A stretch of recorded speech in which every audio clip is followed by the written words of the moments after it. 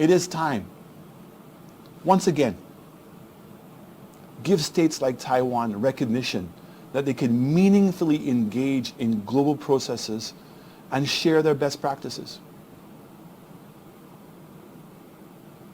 Even as China and Taiwan have their own differences, and while this is being addressed, climate change and the COVID-19 pandemic are stark reminders that Taiwan should not be left off the discussions. Taiwan has its own elections, its own currency, controls its own airspace, and has its own military force. A population of 24 million people is too many to be left off the table.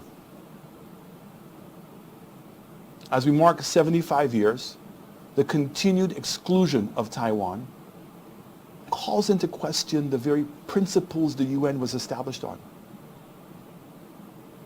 We must also recognize, as the world grapples with COVID-19 pandemic, Taiwan has demonstrated impressive leadership, not just by their own success with managing the spread, but coming to the aid of nations such as St. Lucia and other countries to provide medical resources and technical advice. The pandemic, which has touched every country, is a potent reminder of the interconnectedness of human societies, and more reason why, in building our new world economic order, we must leave no one behind. No people, no country should be allowed to fall through the cracks. St. Lucia would have never done as well as we did with managing the pandemic without friends like the people of Taiwan and Cuba. As I speak to you today, St. Lucia has only recorded 27 cases with no deaths. We have reopened our country to visitors. We've learned to coexist with COVID-19. I'm equally proud of the success record that many SIDS have had. Like many other nations, we are thankful that despite their own difficulties, Taiwan and Cuba have reached out to help the world.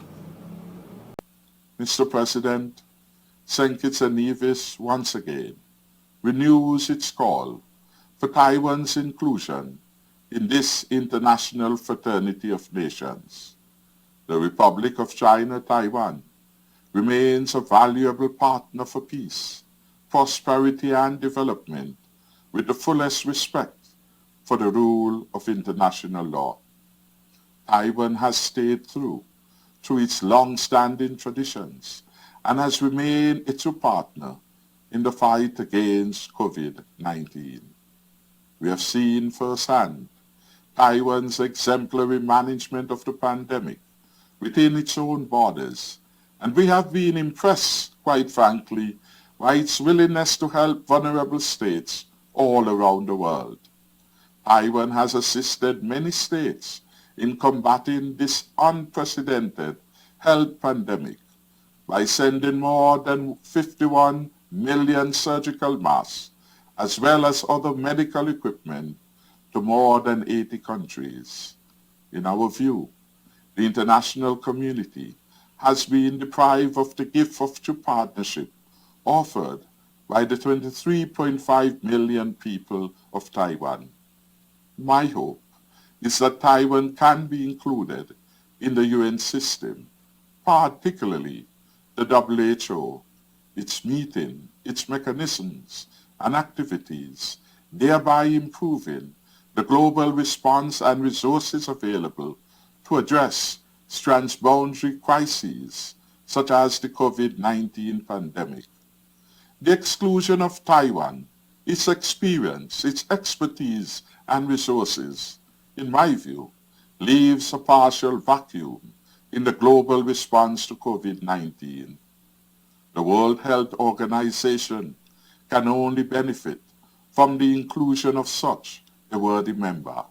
In a similar vein, the constructive and pragmatic intergovernmental engagement of Taiwan as a responsible advocate for sustainable development and an exemplar of the magnificent Chinese civilization validates the case for Taiwan's meaningful participation in the specialized agencies and bodies of the United Nations.